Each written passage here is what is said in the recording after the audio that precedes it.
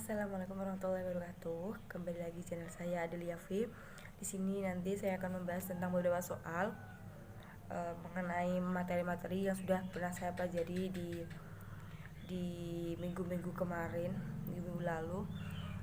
Saya langsung mulai soal pertama, yaitu apa saja faktor yang menyebabkan terjadinya kesalahan penulisan ejaan berikut dengan contohnya.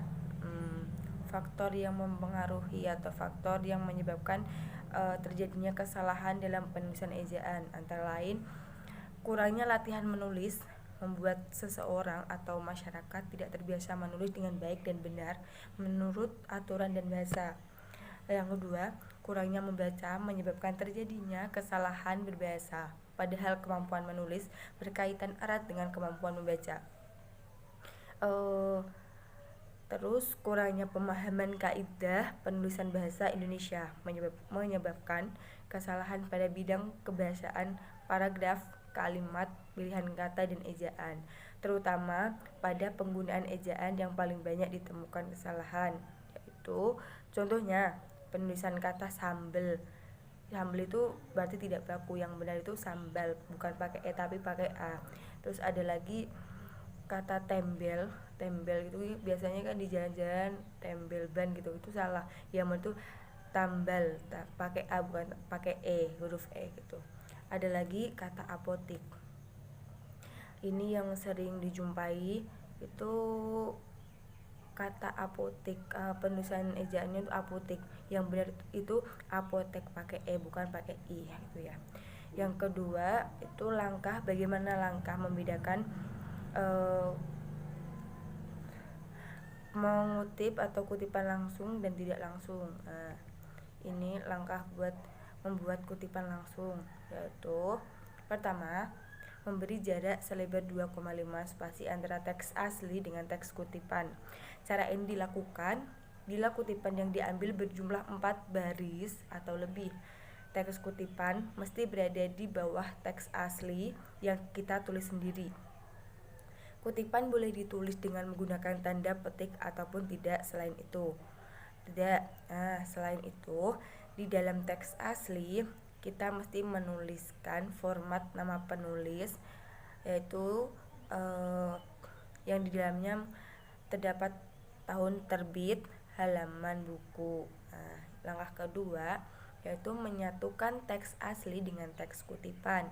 Cara ini dilakukan jika kutipan yang diambil berjumlah 2 baris.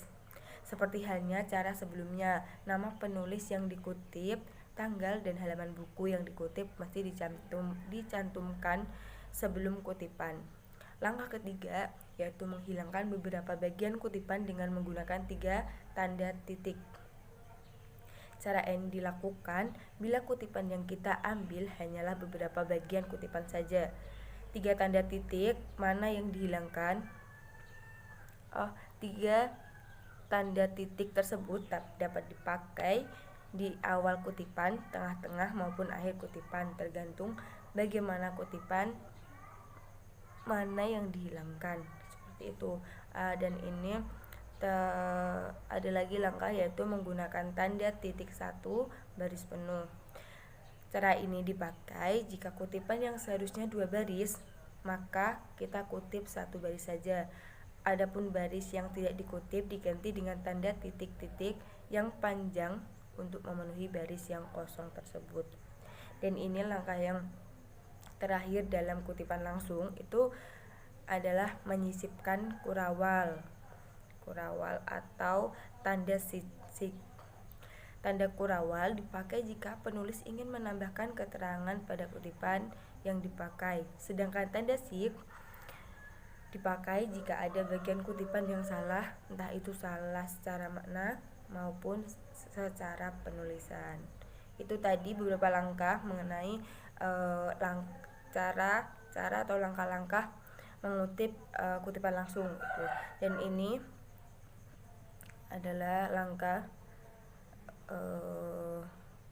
membuat kutipan tidak langsung. Yang pertama, kutipan ditulis ulang dengan gaya bahasa sendiri. Jadi tidak pure atau tidak asli, tidak sama persis dengan kutipan yang nantinya akan diambil itu.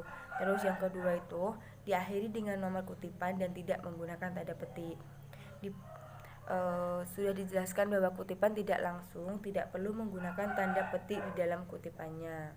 Sebagai gantinya, kutipan tidak langsung tersebut diganti dengan nomor kutipan yang menerangkan sumber dari kutipan tidak langsung tersebut. Seperti itu. Dan ini soal ketiga, ada perbedaan biografi dan bibliografi. Nah, berikut dengan contohnya. Ini pertama adalah biografi. Pengertian atau definisi dari biografi sendiri adalah suatu tulisan yang menjelaskan tentang kisah dan keterangan mengenai kehidupan seseorang atau kisah riwayat hidup seseorang. Biografi bisa berbentuk tulisan singkat dalam satu artikel pendek, namun bisa juga berbentuk atau dalam bentuk buku atau lebih dari satu buku. Sedangkan bibliografi yaitu suatu daftar pustaka yang meliputi isi dan deskripsi sebuah buku yang terdiri dari judul, pengarang, edisi cetakan, kota penerbit, nama penerbit, tahun penerbit, jumlah halaman dan ukuran tinggi buku, dan ISBN. Definisi lain dari bibliografi adalah atau disebut juga daftar kepustakaan, yakni daftar yang isinya judul buku, artikel, dan bahan penerbit lain yang berkaitan dengan buku karangan, suatu karangan. Yang sudah soal keempat, yaitu apa perbedaan makna antara kata pukul dan jam jika dilihat dari penggunaan untuk menunjukkan kata pergantian waktu. Dan berilah contoh.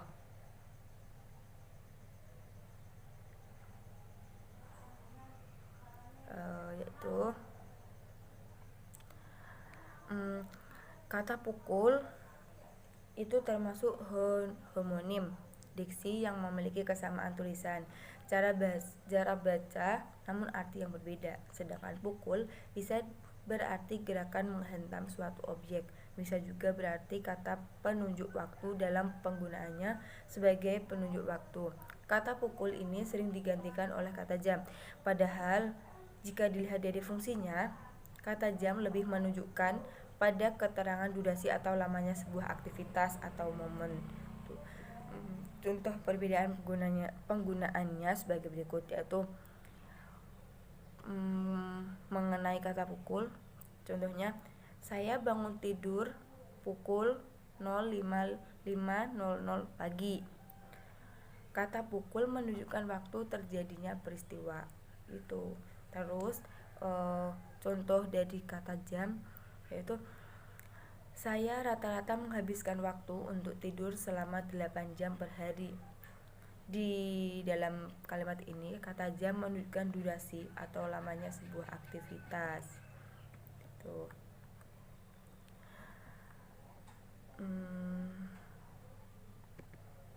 Lanjut untuk soal kelima, bahasa berdasarkan hakikatnya merupakan sistem bunyi bermakna. Jelaskan pernyataan tersebut dan apa kaitannya antara sistem bunyi bermakna dengan pengguna bahasa. Berdasarkan hakikatnya, bahasa adalah kumpulan dan untaian bunyi-bunyi yang tersusun secara teratur sehingga menimbulkan makna yang diujarkan secara lisan, digunakan untuk mengungkapkan pikiran. Dengan demikian, dapat disimpulkan bahwa bahasa adalah kumpulan bunyi-bunyi yang bermakna yang diujarkan dengan tujuan mengungkapkan pikiran. Jadi, kaitannya antara sistem bunyi bermakna dengan pengguna bahasa adalah jika bahasa itu digunakan untuk pengguna bahasa, maka dapat dipastikan bahwa bahasa itu adalah alat komunikasi baik untuk diri sendiri maupun untuk berinteraksi dengan orang lain. Terus soal selanjutnya soal ke-6, yaitu mengapa sering terjadi kesalahan penulisan tanda koma. Jelaskan. Ini penggunaan setelah angka atau ini adalah kesalahan penulisan tanda koma. Contohnya adalah penggunaan setelah angka atau huruf pada sebuah daftar, akan tetapi tidak digunakan pada angka atau huruf yang lebih dari satu seperti pada subbab. 2. Penggunaan pada bilangan yang menyatakan ribuan atau kelipatan ribuan. Perlu diperhatikan bahwa penggunaan tanda titik pada kondisi ini berlaku hanya untuk menyatakan jumlah. 3. Pemisah unsur rincian dalam kalimat. Pada rincian terakhir yang biasanya diikuti kata hubung, sebelumnya tetap diberi tanda koma. Selanjutnya, pemisah antara anak kalimat yang mendahului induk kalimat. Hal ini tidak berlaku bila induk kalimat yang mendahului anak kalimat. Terakhir, pemisah antara jilid dan halaman buku, surah dan ayat dalam kitab suci, serta judul dan subjudul suatu karangan. Soal selanjutnya yaitu apa perbedaan dari makna tanda titik dua dengan tanda titik koma? Tanda titik koma dipakai untuk memisahkan bagian-bagian perincian dalam kalimat yang sudah menggunakan tanda koma. Misal, ibu membeli buku, pensil, dan tinta.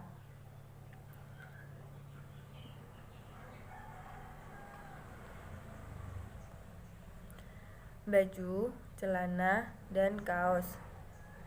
Pisang, apel, dan jeruk.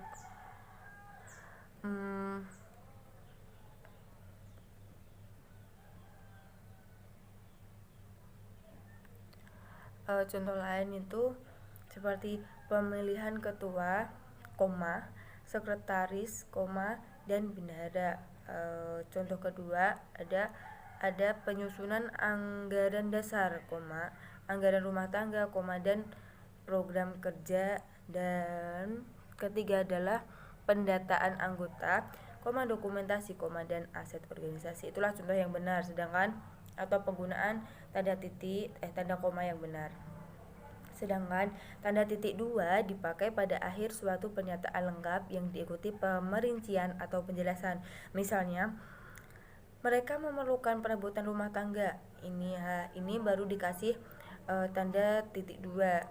Terus dilanjut dengan kalimat berikutnya yaitu kursi, meja, dan lemari. Hanya ada dua pilihan bagi para pejuang kemerdekaan. Ini baru ada titik duanya lagi, hidup atau mati. Terus tanda titik dua tidak dipakai jika perincian atau penjelasan merupakan pelengkap yang mengakhiri pernyataan. Misalnya, kita memerlukan kursi, meja, dan lemari, seperti itu. Soal selanjutnya, jelaskan mengapa sering terjadi kesalahan penulisan huruf miring dan berikan contoh kesalahan tersebut beserta pembenarannya. Huruf miring itu dipakai untuk menunjukkan istilah atau kata yang berasal dari bahasa asing. Selain itu, huruf miring juga bisa digunakan untuk menegaskan kata atau bagian tertentu dalam kalimat atau penulisan kata-kata yang bukan merupakan bahasa Indonesia, seperti istilah bahasa Inggris dan bahasa daerah. Huruf miring dipakai juga untuk menulis kata bahasa asing atau bahasa daerah, jadi bukan dengan tanda petik seperti contoh yaitu kata, apakah tidak sebaiknya kita menggunakan kata penataran untuk kata upgrading? Itu salah karena ada tanda petik di dalam kata tersebut. Yang benar itu kata penataran dan upgrading itu tidak ada tanda petiknya. Soal terakhir yaitu jelaskan bentuk kesalahan penulisan konsonan dan vokal pada karya tulis ilmiah. Berikut dengan contohnya. Yang sering terjadi itu biasanya dalam huruf penulisan huruf vokal itu kata akte, yang benar itu bukan akte tapi akta, pakainya a bukan e. Jadi kalau akta itu lebih baku. Sedangkan contoh dari kata konsonan, yaitu ada deterjen. Itu kan sering banget kita dengar dan sering banget kita jumpai, ya kan. Deterjen itu salah, kalau pakai J itu salah, yang benar itu detergen. Pakainya G, huruf G bukan huruf C. Seperti itu. Terima kasih. Begitulah, dan itulah soal-soal yang sudah saya jelaskan. Berikut dengan contohnya. Terima kasih sudah menonton video ini. Assalamualaikum warahmatullahi wabarakatuh.